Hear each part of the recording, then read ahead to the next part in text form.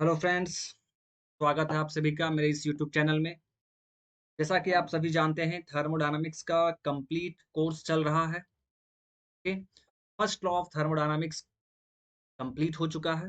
Okay. और फिर हम लोगों ने प्रीवियस सेशन में कुछ प्रीवियस ईयर क्वेश्चंस भी किया। ओके।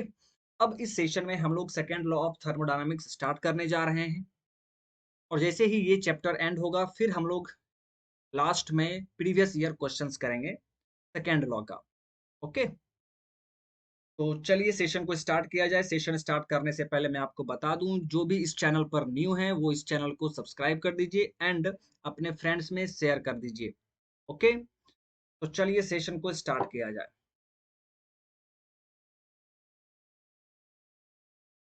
चैप्टर आपका नाम क्या है? This is chapter number 4, second law of thermodynamics.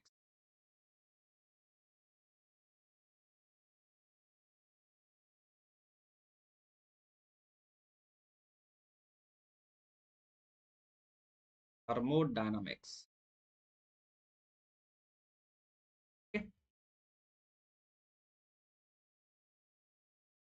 चलिए देखिए। और सेकेंड लॉ ऑफ थर्मोडायनामिक्स को हम लोग डायरेक्शनल लॉ भी कहते हैं। This is called as directional law. अब इसे हम डायरेक्शनल लॉ क्यों कहते हैं ये मैं आपको बताऊंगा। अभी बस ध्यान में रखिए कि सेकेंड लॉ को हम लोग डायरेक्शनल लॉ भी कहते हैं।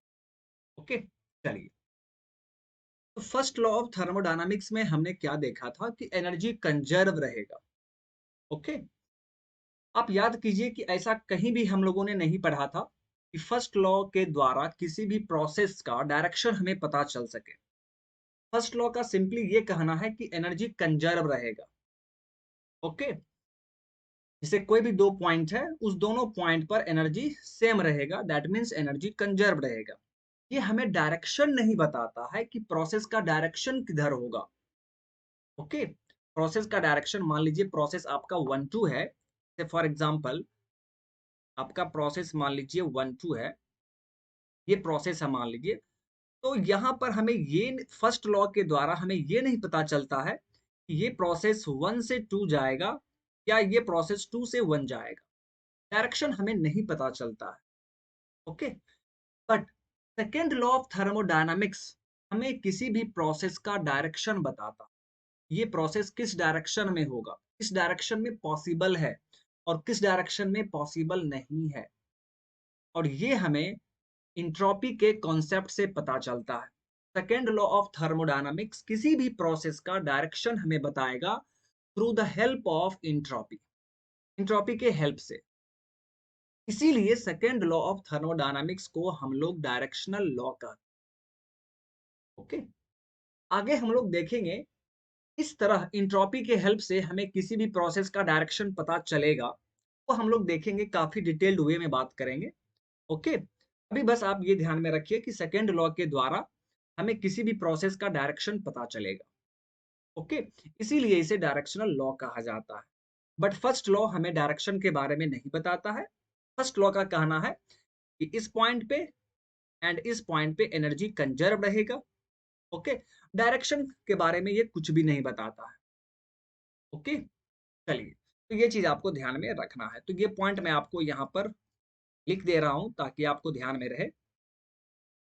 First law of thermodynamics, first law of thermodynamics simply says that, simply says that energy is conserved.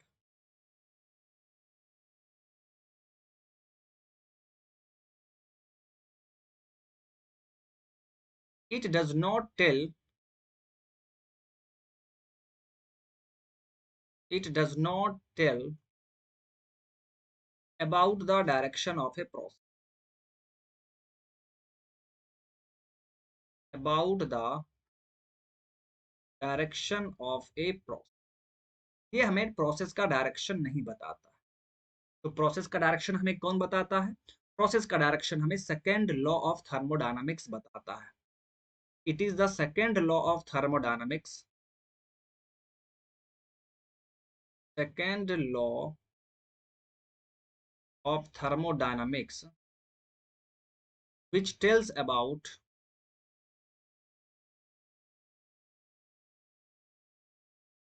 the direction of a process, which tells about the direction of a process with the help of entropy. With the help of entropy. Entropy की help से हमें ये direction बताता है। Hence, second law of thermodynamics, second law of thermodynamics is also known as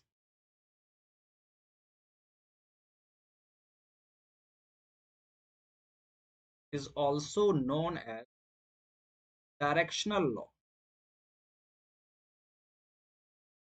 okay, I hope कि आपको ये चीजें समझ में आ गई होगी कि सेकेंड लॉ को हम लोग डायरेक्शनल लॉ क्यों कहते हैं। ओके, चलिए अब यहां पर देखिए, अब यहां पर आप ध्यान देंगे, जैसे कि आप जानते हैं, मैंने आपको बताया भी था कि हीट को हम लोग लो ग्रेड एनर्जी कहते हैं एंड वर्क को हाई ग्रेड एनर्जी कहते हैं। ओके, वर्क को हम लोग हाई ग्रेड एनर्जी कहते हैं। अब एक चीज याद होगा कि low grade energy high grade energy में किसी भी साइकिल में कंप्लीट कन्वर्ट नहीं हो सकता है। बात समझ में आ रहा? वर्क हीट में कंप्लीटली कन्वर्ट हो सकता है, इसीलिए वर्क को हाई ग्रेड एनर्जी कहा गया है। बट हीट कंप्लीटली वर्क में कन्वर्ट नहीं हो सकता है किसी भी साइकिल में। किसी भी साइकिल में low grade energy completely high grade energy में कन्वर्ट नहीं हो सकता है। दैट मीन्स किसी भी साइकिल में हीट कंप्लीटली वर्क में कन्वर्ट नहीं हो सकता है। ओके, लेकिन यदि किसी प्रोसेस के बारे में बात किया जाए कि क्या कोई ऐसा प्रोसेस है जिस प्रोसेस में हीट वर्क में कंप्लीटली कन्वर्ट हो जाए, तो आप बोलेंगे यस सर, आइसोथर्मल प्रोसेस में हीट कंप्लीटली वर्क में कन्वर्ट हो जाता है। ये मैंने आपको बताया भी था। बट साइकिल में अगर कोई सिस्टम साइकिल कंस्टिट्यूट कर रहा है, अगर कहीं पर साइकिल आपको मिल रहा है, साइकिल फॉर्म हो रहा है सिस्टम के द्वारा, तो वहां पर हीट वर्क में कंप्लीटली कन्वर्ट कभी नहीं हो सकता है। आज समझ में आ रहा है? तो ये चीज आप ध्यान में रखेंगे। तो ये पॉइंट भी आपको मैं यहाँ पर लिख दे रहा हूं।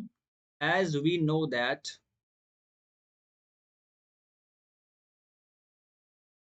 as we know that heat is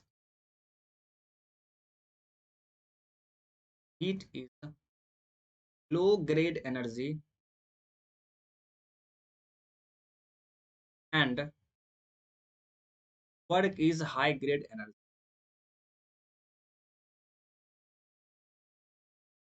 High grade energy. It is found that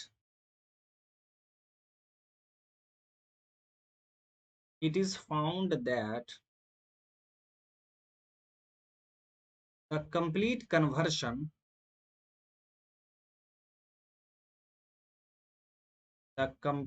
conversion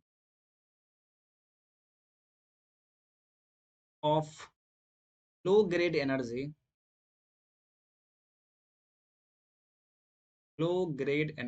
that means heat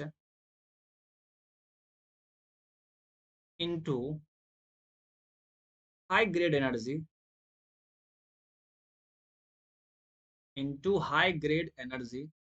that means work. It is found that the complete conversion of low grade energy into high grade energy in a cycle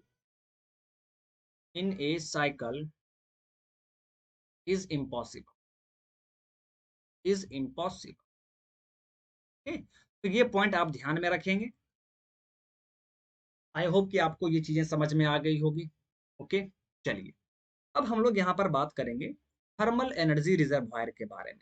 सबसे पहले हम लोग reservoir के बारे में बात करते हैं। तो यहाँ पर थोड़ा सा हम लोग डिटेल्ड स्टडी करेंगे, क्योंकि बहुत सारे स्टूडेंट को यहाँ पर कंफ्यूजन होता है रिजर्वॉयर के बारे में। तो आइए यहाँ पर थोड़ा सा हम लोग डिटेल्ड स्टडी करते हैं।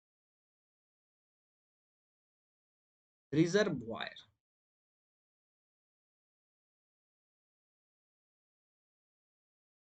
तो देखिए, रिजर्वॉयर का मतलब क्या होता है कि एनी बॉडी, बॉडी मतलब यहाँ पर आप ये बोल सकते हैं एनीथिंग बोलिए, anything which has infinite capacity और फाइनाइट कैपेसिटी।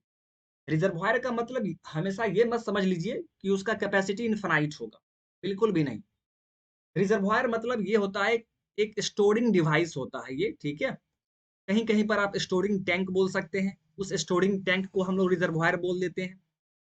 तो सिंपल लैंग्वेज में आप सिर्फ ये बोलिए कि कोई भी स्टोरिंग डिवाइस है जो किसी चीज को स्टोर किया हुआ है, उसे हम लोग रिजर्वॉयर कहेंगे, ठीक है। दैट मीन्स अगर सिंपल लैंग्वेज में आप रिजर्वॉयर को बोलें तो रिजर्वॉयर क्या होगा? Storing device,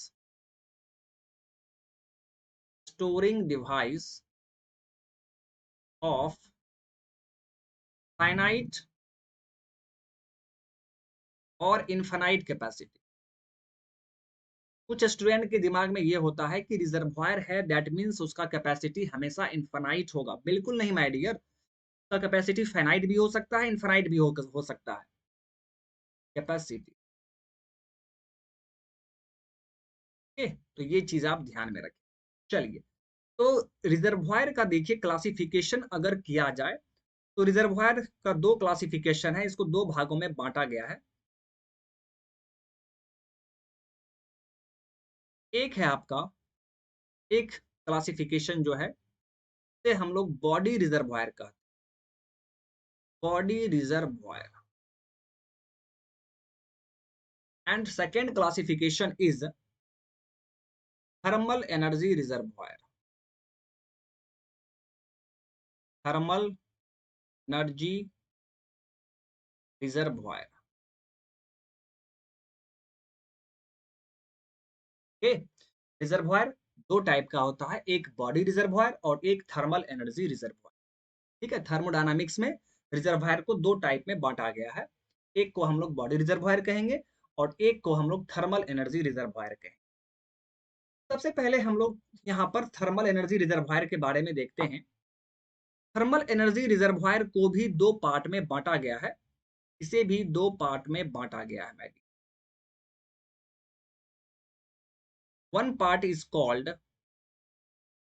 source, one part is called sink. Thermal energy reservoir को दो पार्ट में बांटा गया है, one part is called source and second is called sink. ये दोनों को, इस दोनों को हम लोग थर्मल एनर्जी रिजर्वायर कहते हैं, ओके। अब पहले हम लोग सोर्स और सिंक के बारे में बात कर लेते हैं, फिर उसके बाद हम लोग बॉडी रिजर्वायर के बारे में बात करें। आइए देखिए, सोर्स क्या है, सोर्स किसे कहते हैं, ये चीज आप समझ। देखिए माय डियर, सोर्स एक ऐसा थर्मल एनर्जी रिजर्वायर है, सोर्स एक ऐसा थर्मल एनर्जी रिजर्वायर है जिसका कैपेसिटी इनफाइनाइट होता है। एंड एंड ये रिजर्वायर जितना भी हीट को रिलीज कर दे, हीट सप्लाई कर दे, फिर भी इसका टेम्परेचर चेंज नहीं करता है। फिर से सुन लीजिए, सोर्स एक ऐसा थर्मल एनर्जी रिजर्वायर है विच हैज कैपेसिटी, ठीक है, which has capacity to supply heat trans to supply heat energy without any temperature change. इस सोर्स से जितना भी हीट सप्लाई करवा दिया जाए, फिर भी इसका टेम्परेचर चेंज नहीं करेगा। इसका क्या मतलब है? इसका मतलब है माय डियर कि का कैपेसिटी इनफाइनाइट है। जैसे आप किसी भी रिवर से एक बाल्टी वाटर निकाल लें तो क्या उसका कैपेसिटी पे इफेक्ट पड़ेगा? बिल्कुल भी नहीं पड़ेगा। तो इसका मतलब क्या है कि उसका कैपेसिटी इनफाइनाइट है। सेम चीज यहाँ पर कि कोई एक रिजर्वायर है सोर्स, मान लीजिए ये सोर्स है, ओके, ये T1 टेम्परेचर पर है, दिस इज सोर्स।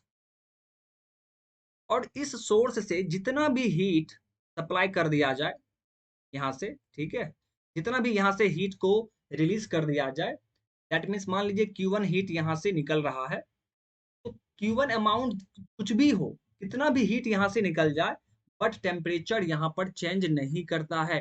T1 यहाँ पर सेम रहता है my dear, T1 remains same,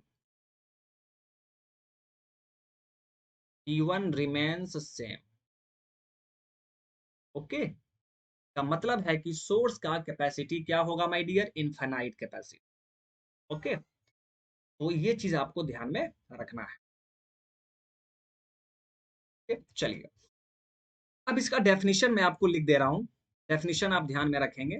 source का डेफिनेशन क्या होगा my dear, it is a thermal energy reservoir, it is a thermal energy reservoir, इसे हम लोग शॉर्ट में TER लिखेंगे, it is a TER, thermal energy reservoir को हम लोग शॉर्ट में क्या लिखते हैं, TER। तो it is a thermal energy reservoir which has capacity, which has capacity to supply thermal energy, to supply thermal energy without its temperature change, without its temperature change।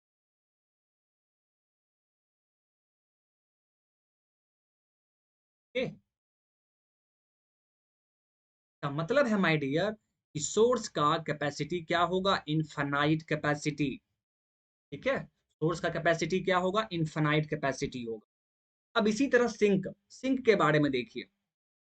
तो sink my dear एक ऐसा reservoir है, ये मान लीजिए sink है जो कि T2 टेम्परेचर पर है, और सिंक एक ऐसा थर्मल एनर्जी रिजर्वॉयर है, इसमें जितना भी हीट सप्लाई कर दिया जाए, दैट मीन्स ये जितना भी हीट को एब्जॉर्ब कर ले, फिर भी इसका टेम्परेचर चेंज नहीं करेगा। जनरली हम लोग क्या सोचते हैं, अगर इसका कैपेसिटी फाइनाइट होता, अगर इसका कैपेसिटी फाइनाइट होता, तो Q2 अमाउंट जैसे ही इस रिजर्वॉयर पे सॉरी इंटर किया, तो इसका टेम्परेचर क्या होना चाहिए, टेम्परेचर चेंज करना चाहिए, टेम्परेचर इसका इंक्रीज कर जाता।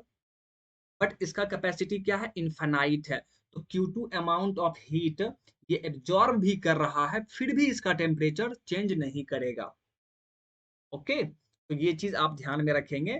तो यहां पर भी क्या होगा, T2 remains same, T2 remains,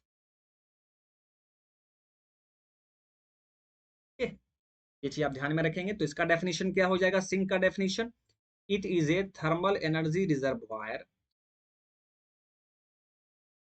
which has capacity,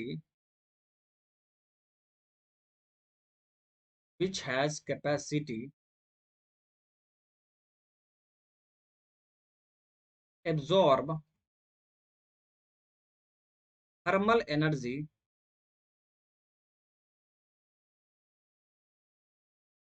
without its temperature change, without its temperature change।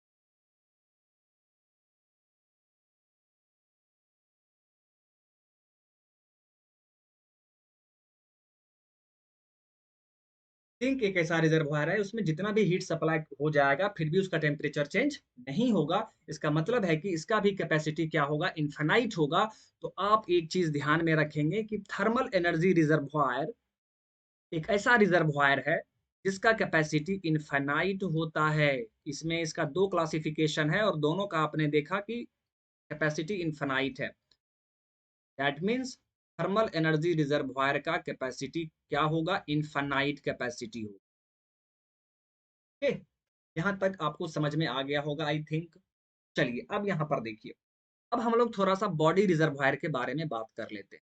ठीक है, आगे आप जो भी हीट इंजन पढ़ेंगे, ठीक है, उसमें आप जनरली देखेंगे कि सोर्स रहेगा, सिंक रहेगा। सोर्स हीट सप्लाई करेगा, और सिंक जो है, सिंक में हीट रिजेक्ट होगा, that means sink heat absorb करेगा।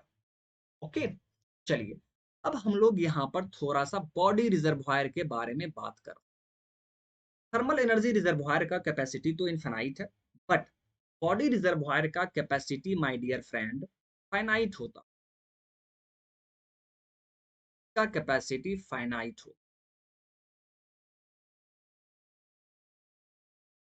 अब इस चीज को थोड़ा समझते हैं, प्लीज आप लोग ध्यान देंगे क्योंकि काफी इंपॉर्टेंट है और यहाँ से गेट एग्जाम और ईएसई एग्जाम में भी न्यूमेरिकल पूछा गया हुआ है, तो प्लीज आप ध्यान देंगे। मान लीजिए, ध्यान देंगे आप लोग, एक हीट इंजन बॉडी रिजर्वायर के बीच में वर्क कर रहा है। This is heat engine HE।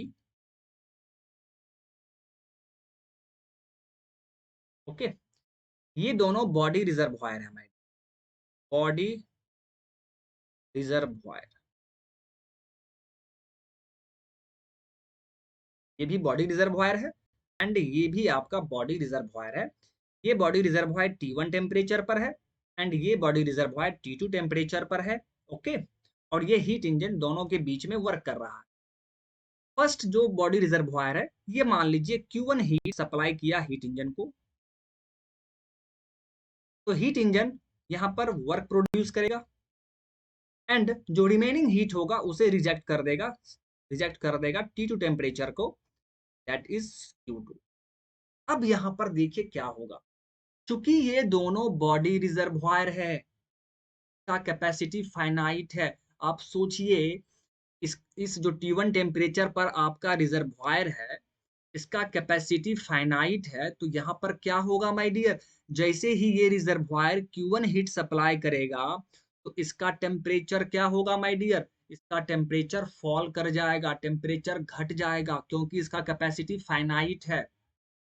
तो इसका टेम्परेचर माय डियर क्या होगा, घट के TF हो जाएगा, मान लीजिए फाइनल टेम्परेचर हो जाएगा। और फिर जैसे ही T2 टेम्परेचर वाले रिजर्वायर में Q2 amount of heat add हो रहा है, ओके, एडिशन हो रहा है, तो यहां पर क्या होगा, आप सोचिए कि इस T2 रिजर्वायर का टेम्परेचर क्या होगा माय डियर, इंक्रीज कर जाएगा, टेम्परेचर इंक्रीज कर जाएगा और ये टेम्परेचर भी फाइनल टेम्परेचर के बराबर हो जाएगा। और ये फाइनल टेम्परेचर जो है, ये माय डियर फाइनल टेम्परेचर क्या होगा, T1 से कम होगा और T2 से ज्यादा होगा। ठीक है,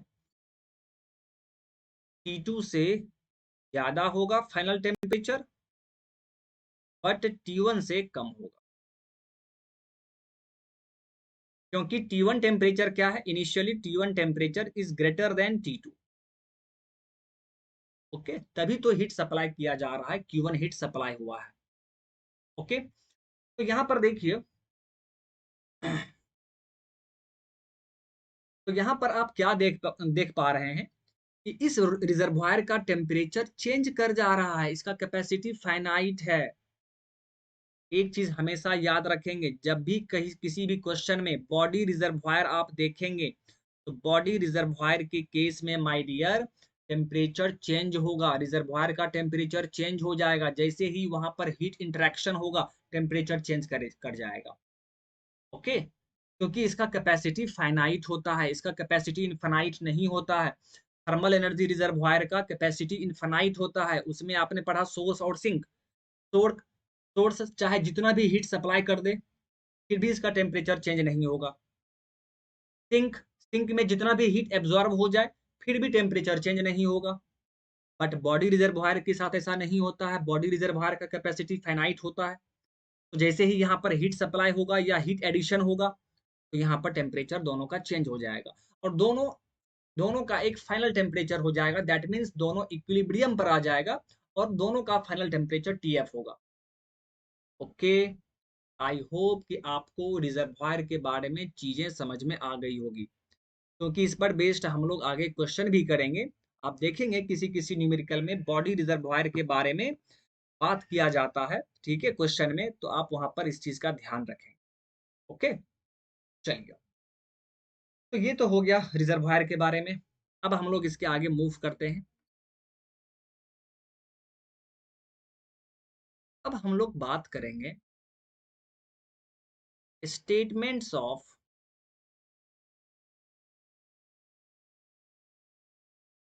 statements of second law of thermodynamics,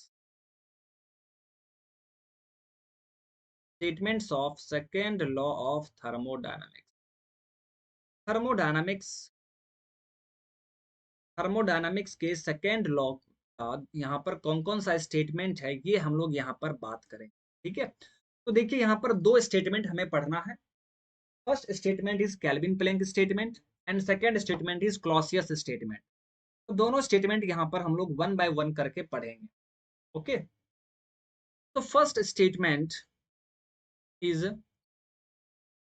kelvin Planck statement.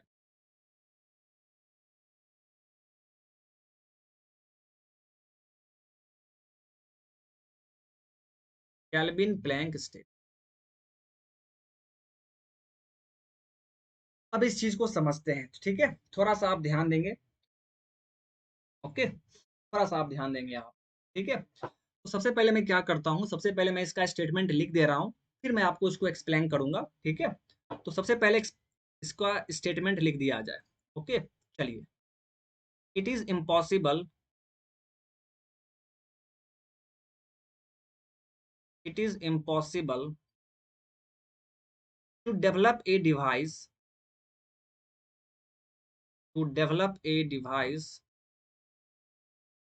which operates on a cycle, which operates on a cycle and which produces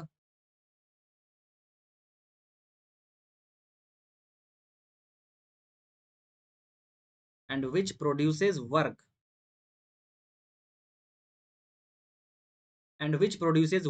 continuously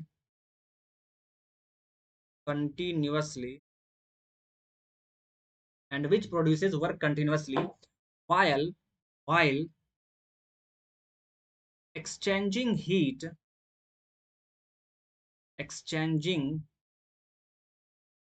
with a single reservoir, heat with a single reservoir.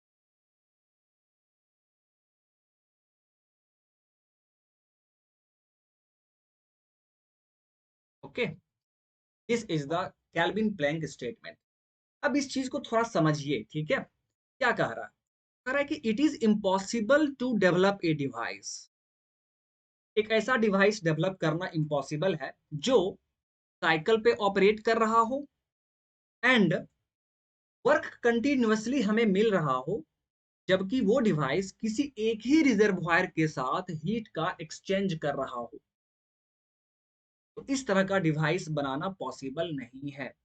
कोई भी device अगर एक ही reservoir के साथ heat का exchange कर रहा हो और वो हमें कंटिन्यूअसली वर्क दे रहा है, वो डिवाइस हमें कंटिन्यूअसली वर्क दे रहा है, जबकि वो एक ही रिजर्वायर के साथ हीट का इंटरेक्शन कर रहा है, तो इस तरह का डिवाइस पॉसिबल नहीं है। This is the Kelvin Planck statement. आइए फिगर में देखते हैं। देखिए यहाँ पर एक आपका रिजर्वायर है, दिस इज कॉल्ड सोर्स। ये मान लीजिए T1 टेम्परेचर पर है, और ये रहा आपका हीट इंजन।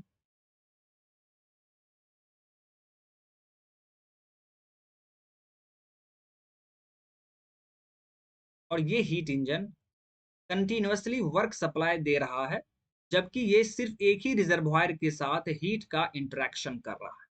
देखिए ध्यान से देखिए, ये हीट इंजन ये सिर्फ एक ही रिजर्वायर के साथ हीट का इंटरेक्शन कर रहा है और फिर हमें वर्क दे रहा है, वो भी कंटिन्यूअसली। क्या ऐसा पॉसिबल होगा?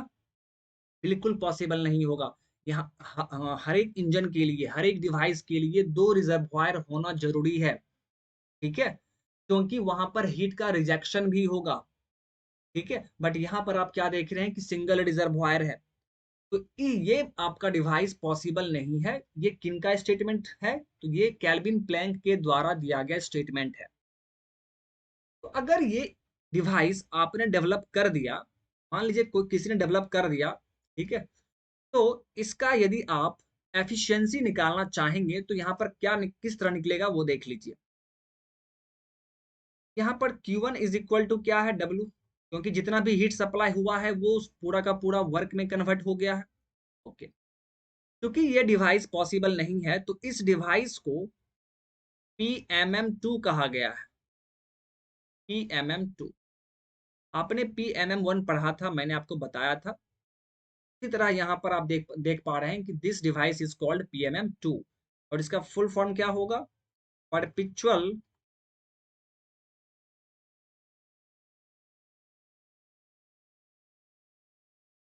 मोशन मशीन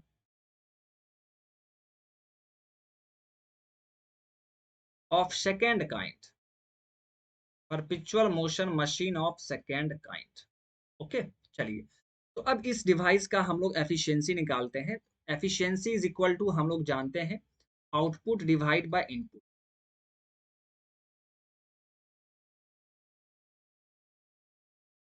तो यहां से इस PMM2 का एफिशिएंसी क्या हो जाएगा माय डियर, इस PMM2 का यदि एफिशिएंसी आप निकाल रहे हैं, आउटपुट यहाँ पर क्या है, वर्क, इनपुट क्या है, Q1, but work and Q1 क्या है, दोनों बराबर है तो W/W हो जाएगा, दैट मीन्स 1। यानी इस PMM2 डिवाइस का एफिशिएंसी कितना हो जाएगा माय डियर, 100%। 100%। अब जब यही डिवाइस पॉसिबल नहीं है माय डियर, केल्विन प्लैंक के द्वारा जो स्टेटमेंट दिया गया है, तो उनके द्वारा ये कहा गया कि ये डिवाइस पॉसिबल नहीं है और इस डिवाइस का आप एफिशिएंसी देख रहे हैं 100% आ रहा है। इसका क्या मतलब है कि 100% एफिशिएंसी भी पॉसिबल नहीं है। किसी भी डिवाइस का एफिशिएंसी 100% नहीं हो सकता है। ठीक है, कोई भी डिवाइस किसी साइकिल पे वर्क कर रहा है तो उसका एफिशिएंसी 100% कभी नहीं हो सकता है। ठीक है, चाहे चाहे वो रिवर्सिबल साइकिल ही क्यों ना हो, आइडियल साइकिल ही क्यों ना हो, उसका एफिशिएंसी 100% नहीं हो सकता है। जैसे कारनोट साइकिल, कारनोट साइकिल क्या है माय डियर, आइडियल साइकिल है, रिवर्सिबल साइकिल है, फिर भी उसका एफिशिएंसी 100% नहीं होता है। हाँ, मैक्सिमम होता है, एफिशिएंसी मैक्सिमम होगा। मान लीजिए कि 80% हो सकता है, 85% हो सकता है, बट 100% कभी नहीं हो सकता है। ओके, तो ये चीज आप ध्यान में रखेंगे, किसी भी साइकिल का एफिशिएंसी 100% नहीं हो सकता है। तो यहाँ पर आप क्या लिखेंगे,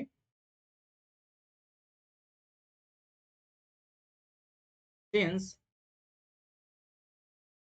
PMM2 is not possible, is not possible, so 100% efficiency is also not possible. So 100% efficiency is also not possible for any cycle, not possible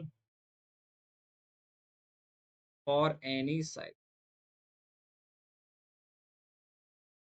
100% efficiency किसी भी साइकिल के लिए पॉसिबल, क्योंकि सोचने की बात है, ठीक है, चाहे कोई भी साइकिल हो, मान लीजिए कारनोट साइकिल, अब उसमें आपने Q1 हीट सप्लाई किया है, Q1 हीट, तो माय डियर कुछ तो अमाउंट ऑफ हीट रिजेक्ट करेगा वो। अगर हमने Q1 100 सप्लाई कर दिया तो हो सकता है कि ये कारनोट अगर है, आइडियल साइकिल अगर है, तो हो सकता है कि ये 90 वर्क सप्लाई कर देगा, बट कुछ अमाउंट दैट मीन्स 10 10 वैल्यू जो है वो रिजेक्ट करेगा, कुछ अमाउंट तो रिजेक्ट करेगा।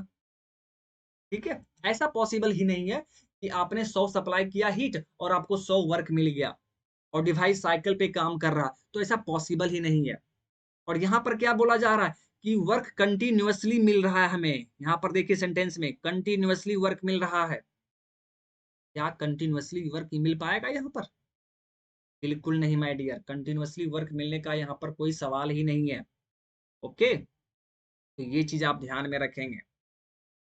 ओके, तो this is the Kelvin Planck statement. अगर कोई आदमी इस तरह का क्लेम कर रहा है कि उसने एक ऐसा डिवाइस बनाया है जिसका एफिशिएंसी 100% है, का मतलब यह है कि वो डिवाइस पॉसिबल ही नहीं है, वो गलत बोल रहा है, वो साइकिल इम्पॉसिबल है, वो डिवाइस इम्पॉसिबल होगा। ठीक है, केल्विन प्लैंक स्टेटमेंट का वायोलेशन नहीं होना चाहिए, इसका उल्लंघन नहीं होना चाहिए। यानी जो भी डिवाइस है, कोई भी हीट इंजन है जो कि साइकिल पे काम कर रहा है, तो वहां पर 2 रिजर्वायर का होना जरूरी है। अगर सिंगल रिजर्वायर आप आज के बाद कहीं भी देखेंगे my dear, single reservoir, that means Kelvin Planck statement का उल्लंघन हो जाएगा। तो हर जगह 2 रिजर्वायर होना चाहिए, एक सोर्स और एक सिंक होना चाहिए। बात समझ में आ रहा है आपको? ठीक है, तो ये था आपका केल्विन प्लैंक स्टेटमेंट। अब यहां पर देखिए, तो यहाँ पर एक रिजर्वायर था, तो ये डिवाइस पॉसिबल नहीं हुआ। तो क्या होना चाहिए? 2 डिवाइस हो, सॉरी, 2 रिजर्वायर होना चाहिए। एक को हम लोग सोर्स कहेंगे और एक को हम लोग सिंक कहेंगे। तो चलिए यहाँ पर देखिए, तो इसी में हम लोग हीट इंजन के बारे में देखते हैं। Heat engine,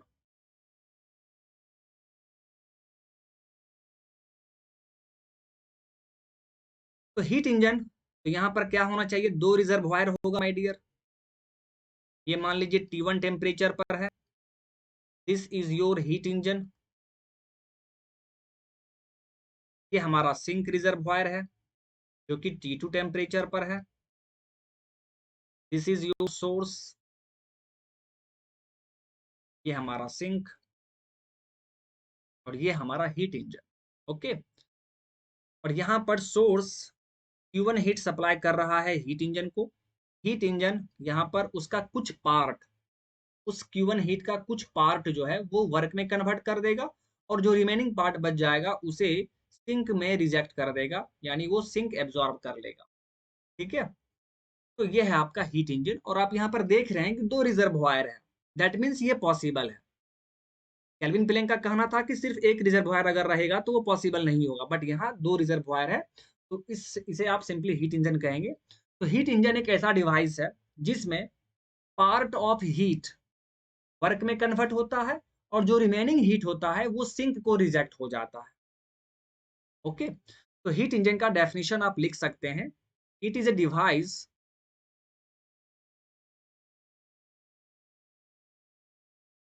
which converts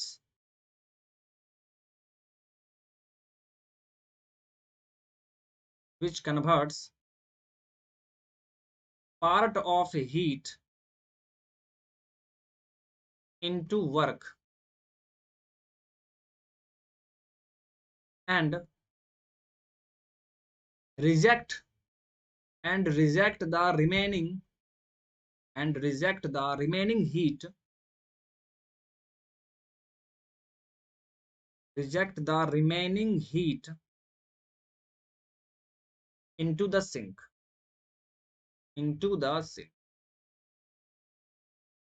okay. अब यहाँ पर आप क्या कीजिए, अब यहाँ पर हम लोग इस हीट इंजन का एफिशिएंसी कैलकुलेट करेंगे। तो यहाँ पर देखिए, पहले आप एनर्जी को बैलेंस कीजिए। Q1 हीट, हीट इंजन को ऐड हो रहा है, ठीक है, यानी Q1 हीट इंटर कर रहा है हीट इंजन में, और फिर लीव क्या कर रहा है? तो लीव कर रहा है W प्लस Q। ओके, जितना अमाउंट हीट सप्लाई हुआ है, ठीक है, और यहाँ से लीव क्या कर रहा है? तो W and Q2 that must be same. तो यहाँ से आपका W इज इक्वल टू क्या हो जाएगा? Q1 minus Q। Okay, now अब हम लोग इस हीट इंजन का एफिशिएंसी निकालेंगे। एफिशिएंसी इज इक्वल टू, लोग जानते हैं, आउटपुट डिवाइड बाय इनपुट। तो इस हीट इंजन का एफिशिएंसी क्या होगा? आउटपुट आप जान रहे हैं, वर्क है, इनपुट क्या है? Q1। ओके, तो efficiency of heat engine is equal to, work के बारे में अभी आपने लिखा है Q1 minus Q2 divide by Q1। So efficiency of heat engine is equal to, तो आप सॉल्व करेंगे तो क्या आ जाएगा? 1 minus Q2 by Q1, 1 minus Q2 by Q1। तो हीट इंजन का एफिशिएंसी का फॉर्मूला क्या होगा my dear? 1 minus Q2 by Q1, ये फॉर्मूला हो जाएगा। अब एक चीज आप यहाँ पर ध्यान देंगे प्लीज, देखिए, ये Q1 हीट सप्लाई किया जा रहा है तो इसे हम लोग बोलेंगे हीट सप्लाइड, और इसे डिनोट करेंगे QS से। Q2 हीट रिजेक्ट हो रहा है, सिंक में रिजेक्ट हो रहा है, तो इसे आप QR बोलेंगे। तो फिर यहाँ पर एफिशिएंसी को आप कैसे लिखेंगे my dear? Efficiency of heat engine is equal to 1 minus Q2/Q1 बोलिए, या 1 माइनस Q2 क्या है? तो Q2 है heat rejected, 1 minus QR divide by Q1 क्या है? Heat supplied, that means QS। इस तरह आप ध्यान में रखेंगे। तो ये आपका फॉर्मूला हो गया एफिशिएंसी का। अब एक चीज बताइए, क्या ये फॉर्मूला आने में, क्या कहीं पर हम लोगों ने ये चीज देखा था, ये चीज एज्यूम किया था कि ये साइकिल रिवर्सिबल होगा या इरिवर्सिबल होगा? नहीं, हम लोग अभी तक रिवर्सिबल एंड इरिवर्सिबल के बारे में हम लोगों ने बात नहीं किया है। इसका क्या मतलब है? इसका मतलब है कि ये फॉर्मूला दोनों के लिए वैलिड होगा, valid for both reversible and irreversible.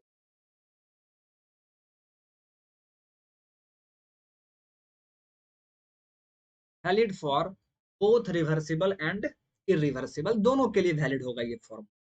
बाद में हम लोग देखेंगे कि अगर हीट इंजन रिवर्सिबल साइकिल पे वर्क कर रहा है तब एफिशिएंसी कैसे कैलकुलेट करेंगे, ये भी हम लोग देखेंगे। अभी फिलहाल अभी आप इतना समझ के चलिए, ये फॉर्मूला बेसिक फॉर्मूला है, ठीक है, और इसी फॉर्मूला से हमारा डेराइव होगा रिवर्सिबल साइकिल के लिए फॉर्मूला। तो बड़ा ही सिंपल सा फॉर्मूला है, हीट इंजन का एफिशिएंसी क्या होगा? 1 minus Q2/Q1, that means 1 minus heat rejected by heat supplied. Okay, चलिए, तो ये था आपका हीट इंजन। हम लोगों ने फर्स्ट स्टेटमेंट देख लिया, केल्विन प्लैंक स्टेटमेंट। अब एक और स्टेटमेंट यहाँ पर है जिसे हम लोग क्लॉसियस स्टेटमेंट कहते हैं, तो ये भी हमें अब पढ़ना है। तो चलिए अब इसको देख लिया जाए। Second statement, that is called Clausius statement. Clausius statement, अब देखिए, सेकेंड लॉ ऑफ थर्मोडायनामिक्स का ये सेकेंड स्टेटमेंट है जिसे हम लोग क्लॉसियस स्टेटमेंट कहते हैं। ठीक है? चलिए, अब यहाँ पर ध्यान देना है कि क्लॉसियस स्टेटमेंट में क्या कहा गया है। इसमें ये कहा गया है कि कोई भी लोअर टेम्परेचर बॉडी है, लोअर टेम्परेचर बॉडी, और एक मान लीजिए हाइयर टेम्परेचर बॉडी है। एक लोअर टेम्परेचर बॉडी है, एक हाइयर टेम्परेचर बॉडी है। तो इस स्टेटमेंट का कहना है कि लोअर टेम्परेचर बॉडी से हाइयर टेम्परेचर बॉडी में हीट ट्रांसफर बिना एनर्जी इनपुट दिए हुए नहीं हो सकता है।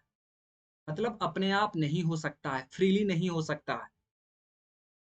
अगर दो बॉडी आप ले लीजिए, एक बॉडी लोअर टेम्परेचर पर है, एक बॉडी हाइयर टेम्परेचर पर है, और आप ऐसा चाह रहे हैं कि लोअर टेम्परेचर बॉडी से हीट हाइयर टेम्परेचर बॉडी में चला जाए, यानी लोअर टेम्परेचर बॉडी से हीट का ट्रांसफर हाइयर टेम्परेचर बॉडी में हो जाए, तो बिना हीट इनपुट दिए हुए ये पॉसिबल नहीं है। अपने आप ये नहीं हो सकता है। क्या होगा? फ्लूइड मैकेनिक्स में आप क्या पढ़ते हैं? आप पढ़ते हैं कि हाई हेड से लो हेड में फ्लो होगा। पढ़ते हैं ना जी, हाई हेड से लो हेड में फ्लो होगा, यानी हाई पोटेंशियल से लो पोटेंशियल में फ्लो होगा। थर्मोडायनामिक्स में हम लोग क्या पढ़ते हैं? हाइयर टेम्परेचर से लोअर टेम्परेचर में हीट का ट्रांसफर होगा। लेकिन अगर आप रिवर्स चाहते हैं कि नहीं, लोअर टेम्परेचर से हाइयर टेम्परेचर में हीट का ट्रांसफर हो जाए, तो अपने आप नहीं होगा। उसे करने के लिए, हीट का ट्रांसफर होने के लिए वहां पर आपको एनर्जी सप्लाई देना पड़ेगा। सेम चीज फ्लूइड मैकेनिक्स के केस में, फ्लूइड के केस में अगर आप चाहते हैं कि लो पोटेंशियल से हाई पोटेंशियल में फ्लो हो, तो वहां भी आपको एनर्जी देना पड़ेगा, एनर्जी सप्लाई करना पड़ेगा। फॉर एग्जांपल सेंट्रीफ्यूगल पंप के केस में आप क्या देखते हैं? लो हेड से हाई हेड में फ्लो होता है, बट कैसे होता है माय डियर? तो आप एनर्जी सप्लाई करते हैं, पंप एनर्जी कंज्यूम करता है, तब जाके लो हेड से हाई हेड में फ्लूइड का फ्लो होता है। यदि आप एनर्जी सप्लाई नहीं करेंगे, दैट मीन्स सेंट्रीफ्यूगल पंप को आप पावर सप्लाई देना बंद कर दीजिए, तो क्या वो लो हेड से हाई हेड में वाटर का ट्रांसफर कर पाएगा, फ्लूइड का फ्लो करवा पाएगा? बिल्कुल नहीं करवा पाएगा। ओके, तो सेम चीज आप ध्यान रखेंगे थर्मोडायनामिक्स में। क्लॉसियस स्टेटमेंट का क्या कहना है कि लोअर टेम्परेचर बॉडी से हायर टेम्परेचर बॉडी में हीट का ट्रांसफर विदाउट एनर्जी इनपुट नहीं हो सकता है।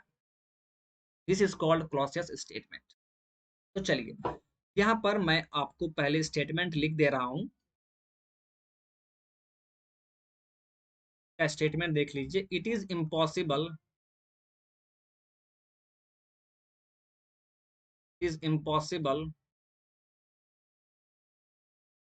To transfer heat it is impossible to transfer heat from lower temperature body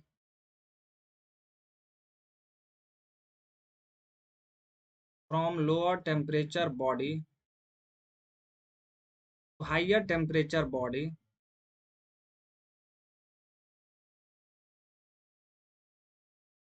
higher temperature body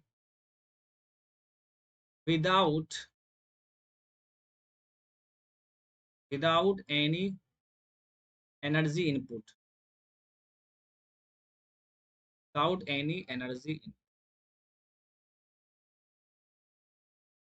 It is impossible to transfer heat from lower temperature body to higher temperature body without any energy input.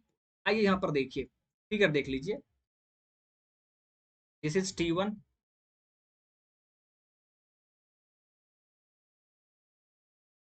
This is T2। ये मान लीजिए lower lower temperature, ये lower temperature body है my dear. This is higher temperature, this is higher temperature. और आप चाहते हैं कि यहाँ से लोअर टेम्परेचर से हायर टेम्परेचर में हीट का ट्रांसफर हो। दैट मीन्स ये Q2 अमाउंट यहाँ से ट्रांसफर हो और फिर हायर टेम्परेचर में Q1 अमाउंट चला जाए अपने आप। तो क्या पॉसिबल है ये? बिल्कुल पॉसिबल नहीं है, ये अपने आप नहीं हो पाएगा। That means this is impossible, ये इम्पॉसिबल है माय डियर।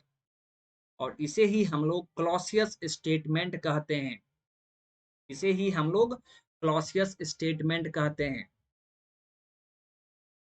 तो यहाँ पर हीट का ट्रांसफर कैसे हो पाएगा? फिर यहाँ पर सवाल ये आता है कि ठीक है सर, तो हीट का ट्रांसफर कैसे हो सकता है यहाँ पर? तो माय डियर फ्रेंड, अगर आप लोअर टेम्परेचर बॉडी से हायर टेम्परेचर बॉडी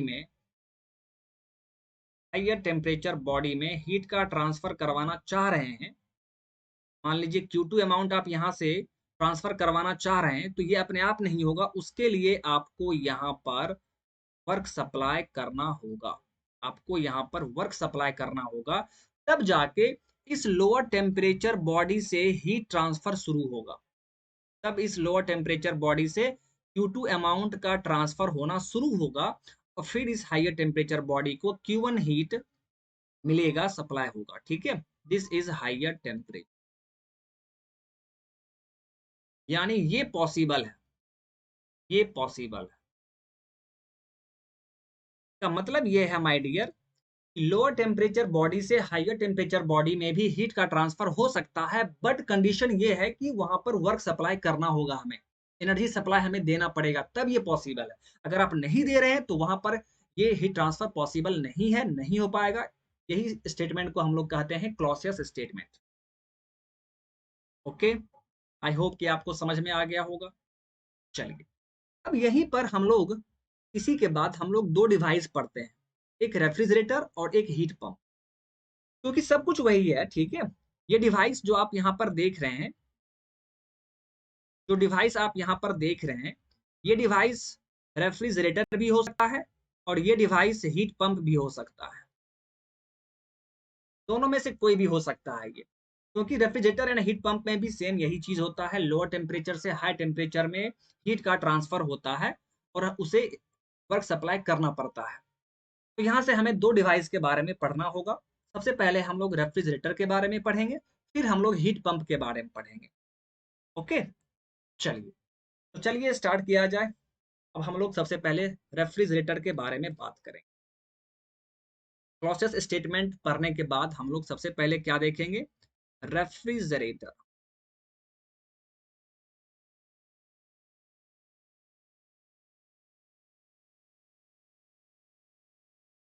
आइए, तो रेफ्रिजरेटर क्या है माय डियर, आप घर में देखते होंगे, ठीक है। तो ये एक ऐसा डिवाइस है जो कि लोअर टेम्परेचर को मेंटेन्ड रखता है।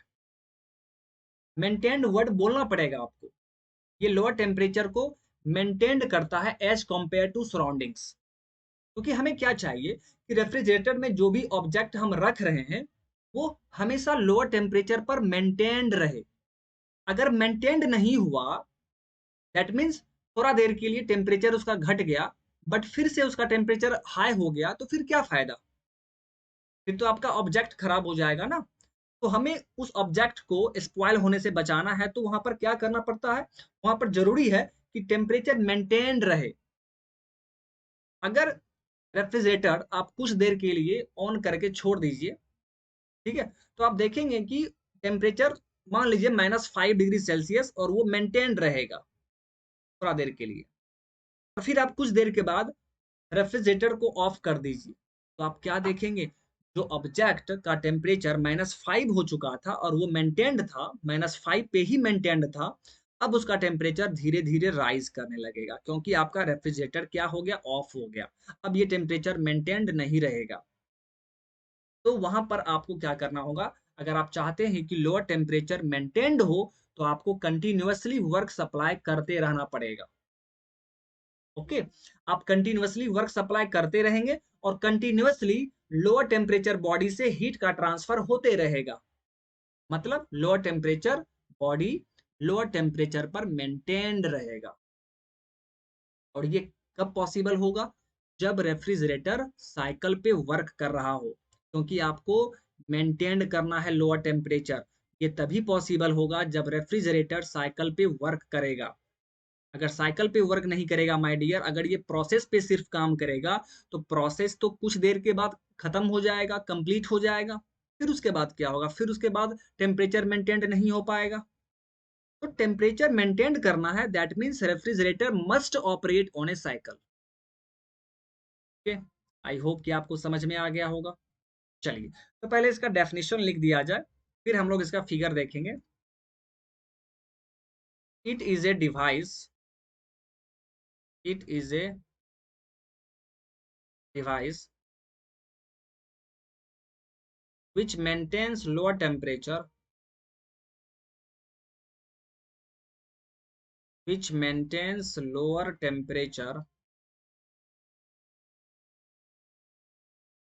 as compared to surroundings, as compared to surroundings.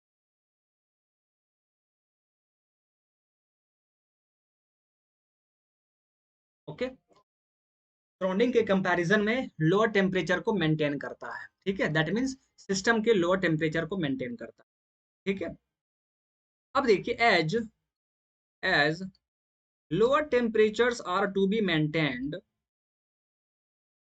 as lower temperatures are to be maintained, क्योंकि हमें लोअर टेम्परेचर को मेंटेन करना है, तो refrigerator must operate on a cycle. तो refrigerator must operate on a cycle.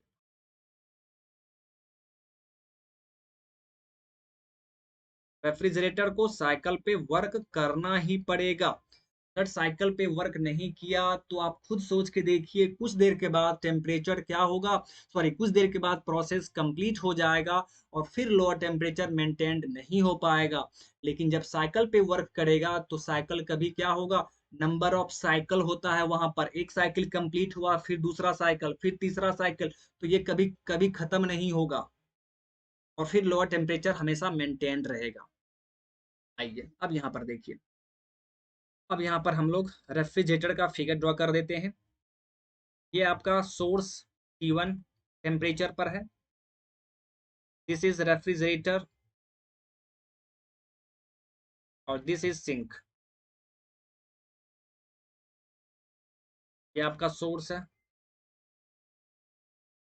Sink क्या है? Lower temperature है, लोअर टेम्परेचर। और ये आपका सिस्टम है माय डियर, ये सिस्टम का लोअर टेम्परेचर है, इसे ही हमें मेंटेन करना है। और जो सोर्स आप देख रहे हैं वो क्या है? सराउंडिंग है माय डियर, सराउंडिंग टेम्परेचर है, वो सराउंडिंग टेम्परेचर है जो कि हाइयर है, हाई टेम्परेचर है, हाइयर टेम्परेचर। बात समझ में आ रहा है? बट हमें क्या चाहिए? हमें यहाँ पर सिस्टम के लोअर टेम्परेचर को मेंटेन करना है। सिस्टम का लोअर टेम्परेचर कितना है? T2 है। इसे, इस T2 को हमें मेंटेन करना है यहाँ पर। तो मेंटेन करने के लिए क्या करना होगा कि ये साइकिल पे वर्क करेगा और यहाँ पर हमें कंटिन्यूअसली वर्क सप्लाई करना होगा, ताकि इस लोअर टेम्परेचर से हीट कंटिन्यूअसली यहाँ से निकलता रहे। ओके। आप देखिए, आप कुछ देर के लिए अगर यहाँ से Q2 अमाउंट हीट नहीं निकल रहा होगा तो फिर टेम्परेचर तो बढ़ जाएगा ना। तो इसीलिए लोअर टेम्परेचर को हमें सेम टेम्परेचर पे मेंटेन करना है। तो जितना हीट वहां पर आ रहा होगा, डेवलप हो रहा होगा, उस सभी हीट को उसके सरफेस से बाहर निकालते रहिए। उस सभी हीट को उसके सरफेस से, लोअर टेम्परेचर के सरफेस से हम लोग बाहर निकालते रहेंगे। जब सारा हीट बाहर निकलते रहेगा तो वहां पर उसका टेम्परेचर क्या होगा? लोअर मेंटेन रहेगा। और ये हीट कब बाहर निकलते रहेगा कंटिन्यू? जब आप वहां पर वर्क सप्लाई करेंगे, एक्सटर्नल एनर्जी सप्लाई करेंगे, तब ये पॉसिबल है। यहाँ पर माय डियर, जो हमारा डिजायर्ड इफेक्ट है, जो हमारा कोशिश है, वो क्या है? रेफ्रिजरेटर के केस में माय डियर, जो हमारा डिजायर्ड इफेक्ट है, जो हम लोग चाहते हैं, वो क्या चाहते हैं? वो हम लोग चाहते हैं कूलिंग, कूलिंग करना, यानी कूलिंग इफेक्ट। यहाँ पर डिजायर्ड इफेक्ट क्या है हमारे लिए? Cooling effect. हम लोग कूलिंग करना चाहते हैं। तो यहाँ पर देखिए, आप सोचिए, ये कूलिंग इफेक्ट कैसे प्रोड्यूस हो पा रहा है, कैसे पॉसिबल हो पा रहा है? तो आप क्या बोलेंगे? आप बोलेंगे सर, यहाँ से Q2 अमाउंट हीट निकल पा रहा है लोअर टेम्परेचर से कंटिन्यूअसली, इसीलिए लोअर टेम्परेचर मेंटेन्ड है, यानी कूल्ड है। इसका मतलब कूलिंग इफेक्ट को हम क्या कहेंगे? यहाँ पर Q2 कहेंगे।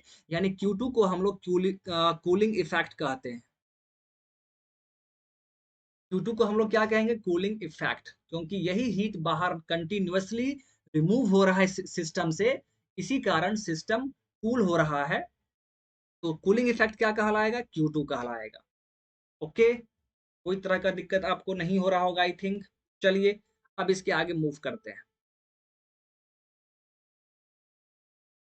यहाँ पर हम लोग अब बात करेंगे, एक टर्म है coefficient of performance, COP। COP, COP का फुल फॉर्म क्या है my dear? Coefficient,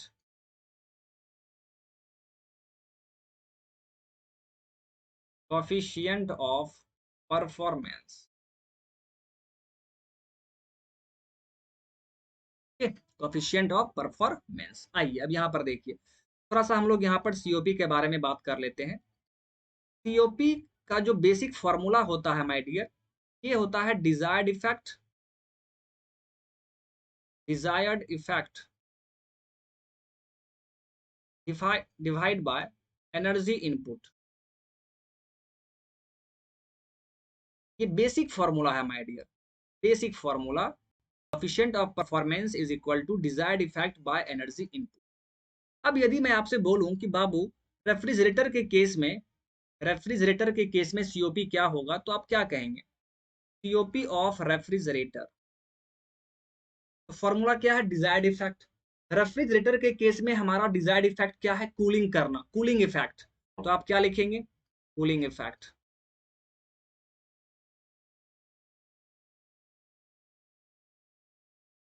divide by energy input.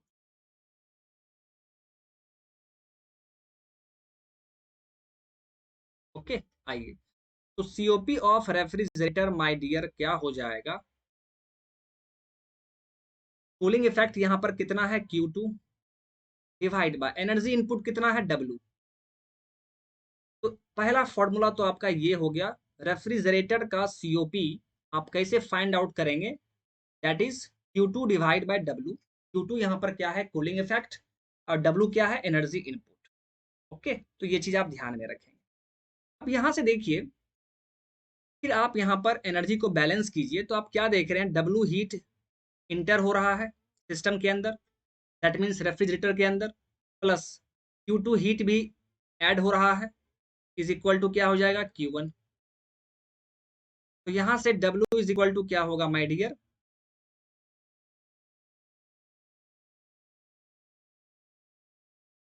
W is equal to Q1 minus Q, ये हो जाएगा। तो फिर आप COP of refrigerator is equal to क्या लिखेंगे, आप लिखेंगे Q2 डिवाइड बाय W की जगह पर हम क्या लिखेंगे, Q1 माइनस Q। ये आपका फॉर्मूला हो गया रेफ्रिजरेटर का COP का, और इसे आप याद रखेंगे। फिर वही चीज जिस तरह हम लोगों ने हीट इंजन के केस में देखा था, एफिशिएंसी का एक फॉर्मूला आया था, और फिर मैंने आपको बताया था कि क्या वहां पर हम लोगों ने रिवर्सिबल या इरिवर्सिबल का बात किया था, कभी नहीं किया था। सेम यहाँ पर भी आप देखिए, यहाँ पर हम लोगों ने इसका COP फाइंड आउट किया, इसका फॉर्मूला हम लोगों ने देखा, बट क्या यहाँ पर कहीं भी हम लोगों ने रिवर्सिबल या इरिवर्सिबल के बारे में बात किया, बिल्कुल भी नहीं। ये साइकिल पे वर्क कर रहा है, तो वो साइकिल रिवर्सिबल होगा या इरिवर्सिबल होगा, ये हम लोग अभी नहीं देख रहे हैं। तो आप सिंपली क्या कहेंगे, this equation is valid for any cycle, valid for any cycle, that means reversible और इरिवर्सिबल, कोई भी साइकिल है तो उसके लिए ये फॉर्मूला वैलिड होगा। फिर बाद में हम लोग देखेंगे कि रिवर्सिबल साइकिल के लिए COP ऑफ रेफ्रिजरेटर क्या होगा। ओके, आई होप कि यहाँ तक आपको सब कुछ समझ में आ गया होगा। अब यहाँ पर हम लोग COP का फिजिकल सिग्निफिकेंस देखेंगे, इसका मतलब क्या होता है। ठीक है, COP से हम क्या समझते हैं कि हम लोग यहाँ पर थोड़ा सा आप देखें। ठीक है, काफी इंपॉर्टेंट है क्योंकि यहाँ से थ्योरेटिकल क्वेश्चन पूछा जाता है, प्लीज आप लोग ध्यान। आइए देखिए, तो COP, जैसा कि हम लोग जानते हैं कि COP क्या है, कॉफिशिएंट ऑफ परफॉर्मेंस, यानी परफॉर्मेंस को ये डिनोट करता है, परफॉर्मेंस को डिनोट करता है। यानी COP का वैल्यू जिस रेफ्रिजरेटर के लिए ज्यादा होगा, दैट मीन्स उसका परफॉर्मेंस अच्छा होगा। COP का वैल्यू जितना कम होगा, उस इसका मतलब क्या है, परफॉर्मेंस कम होगा, परफॉर्मेंस अच्छा नहीं होगा। बात समझ में आ रहा है। ओके, चलिए अब यहाँ पर देखते हैं।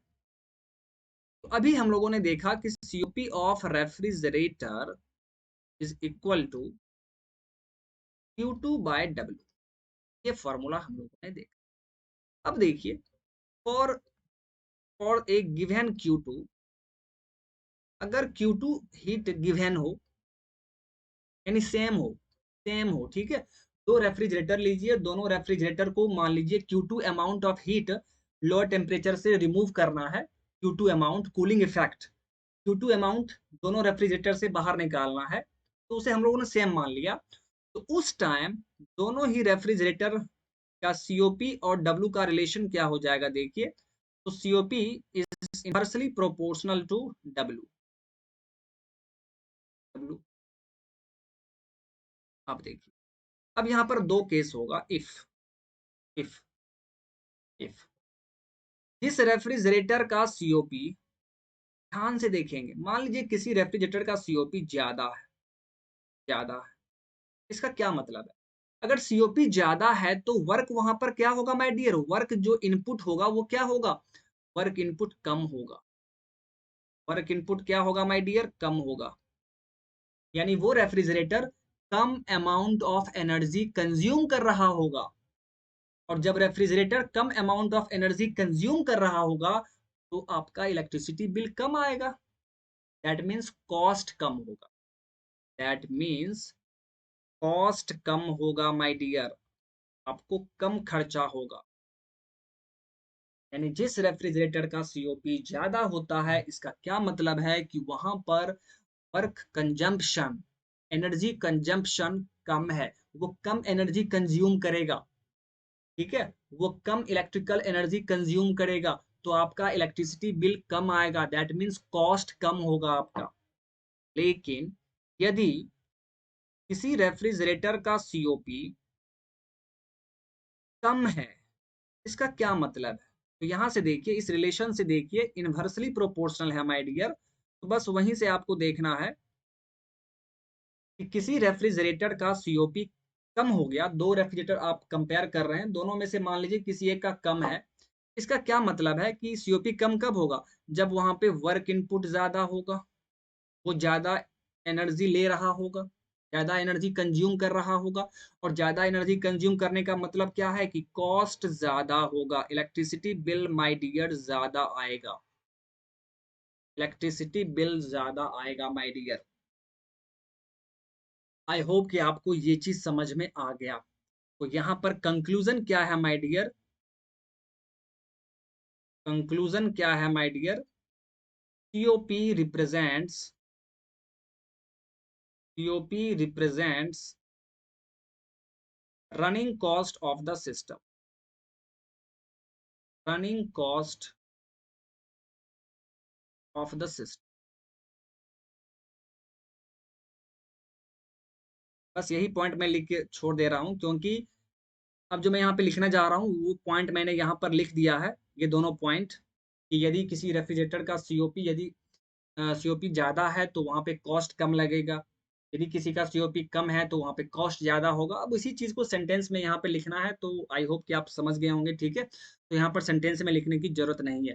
तो सीओपी क्या रिप्रेजेंट करता है? COP represents running cost of the system. यानी हमारे लिए कौन सा रेफ्रिजरेटर बेस्ट रहेगा? जिसका सीओपी ज्यादा होगा, जिसका कॉफिशिएंट ऑफ परफॉर्मेंस ज्यादा होगा। क्योंकि उस यदि सीओपी ज्यादा है तो वहां पर वर्क कंजम्पशन, एनर्जी कंजम्पशन कम होगा, कम एनर्जी हमें सप्लाई करना पड़ेगा, ठीक है। और जब कम एनर्जी सप्लाई करना होगा तो हमें कॉस्ट भी कम पड़ेगा, खर्चा भी हमारा कम होगा। ओके, आई होप कि आपको समझ में आ गया होगा, ठीक है। तो ये था माय डियर रेफ्रिजरेटर, ठीक है। पहले हम लोगों ने क्या पढ़ा? Clausius statement. इसमें क्या कहना था कि जब तक आप एनर्जी सप्लाई नहीं करेंगे तो लोअर टेम्परेचर से हायर टेम्परेचर में हीट का ट्रांसफर नहीं हो सकता है। दैट मीन्स आपको एनर्जी सप्लाई देना होगा। तो इसी में हमें दो चीज पढ़ना है, रेफ्रिजरेटर एंड हीट पंप। तो सबसे पहले हम लोगों ने रेफ्रिजरेटर के बारे में पढ़ा। ये एक ऐसा डिवाइस है जो लोअर टेम्परेचर को मेंटेन करता है as compared to surroundings, as compared to surroundings. तो सिस्टम का टेम्परेचर लोअर है और इसको मेंटेन करना है T2 टेम्परेचर पर। तो इस क्या करना होगा कि वहां से कंटिन्यूअसली कंटिन्यूअसली हीट को बाहर निकालना पड़ेगा। और हीट कंटिन्यूअसली बाहर कब निकल पाएगा? जब आप कंटिन्यूअसली वहां पर एनर्जी सप्लाई कर रहे हैं, आप कंटिन्यूअसली W सप्लाई कर रहे हैं, W amount of heat, sorry W amount of work आप सप्लाई कर रहे हैं कंटिन्यूअसली, तब जाके लोअर टेम्परेचर से Q2 amount of heat continuously बाहर निकल रहा है, ठीक है। और फिर सोर्स में Q1 अमाउंट ऑफ हीट जा रहा है। तो यहाँ पर कूलिंग इफेक्ट क्या है? डिजायर्ड इफेक्ट है। और कूलिंग क्यों हो पा रहा है, कैसे हो पा रहा है? तो Q2 की हेल्प से हो रहा है। तो Q2 को हम लोग कूलिंग इफेक्ट कहेंगे। और यहाँ पर सीओपी हम लोग फाइंड करते हैं। सीओपी क्या होता है? Desired effect by energy input. और रेफ्रिजरेटर के केस में सीओपी बराबर क्या हो जाएगा? Cooling effect by energy input, that means Q2 by W। और W को आप क्या लिखेंगे? Q1 minus Q2। तो आपको एक रिलेशन मिल गया कि रेफ्रिजरेटर का सीओपी क्या हो जाएगा? Q2 divide by Q1 minus Q2। और ये किसी भी साइकिल के लिए वैलिड होगा। फिर हम लोगों ने क्या देखा कि सीओपी का सिग्निफिकेंस क्या है, सीओपी का मतलब क्या है, सीओपी से हम क्या समझते हैं, वो मैंने आपको बताया। सीओपी एंड वर्क इनपुट में इनवर्स रिलेशन होता है।